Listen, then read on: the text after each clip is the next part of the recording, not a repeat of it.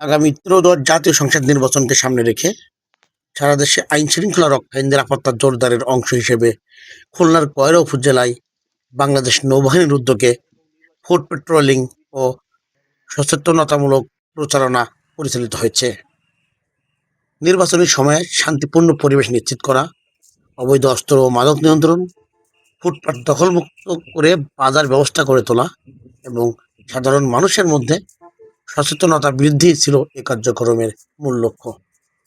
আজ 21 জানুয়ারি বেলা 10:30 থেকে বেলা 12:30 পর্যন্ত এ ফুট পেট্রোলিং কার্যক্রম পরিচালিত হয়।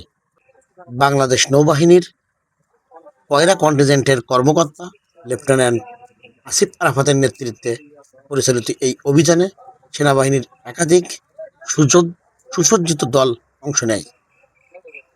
কয়রা উপজেলার গুরুত্বপূর্ণ ও জনবহুল এলাকাগুলোকে বিশেষ গুরুত্ব দিয়ে এ কার্যক্রম পরিচালনা করা হয়।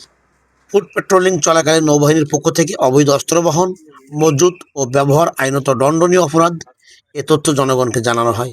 পাশাপাশি মাদক কারবার, সন্ত্রাসী কার্যক্রম, কিশোর গ্যাং, চাঁদাবাজি ও নাশকতামূলক তৎপরতার বিরুদ্ধে সবাইকে সজাগ থাকার আহ্বান জানানো হয়। নৌবাহিনীর সদস্যরা বলেন, যে কোনো সন্দেহজনক ব্যক্তি বা কর্মকাণ্ড সম্পর্কে দ্রুত আইনশৃঙ্খলা বাহিনীকে অবহিত করলে অপরাধ দমন আরও কার্যকর হবে। বাংলাদেশ নৌবাহিনীর কর্মকর্তা লেফটেন্যান্ট আসিফ আরাফাত বলেন, জাতীয় সংসদ নির্বাচনকে সামনে রেখে জনগণের জানমাল ও রাষ্ট্রের গুরুত্বপূর্ণ স্থাপনার নিরাপত্তা নিশ্চিত করাই এই ফুট পেট্রোলিংয়ের প্রধান লক্ষ্য।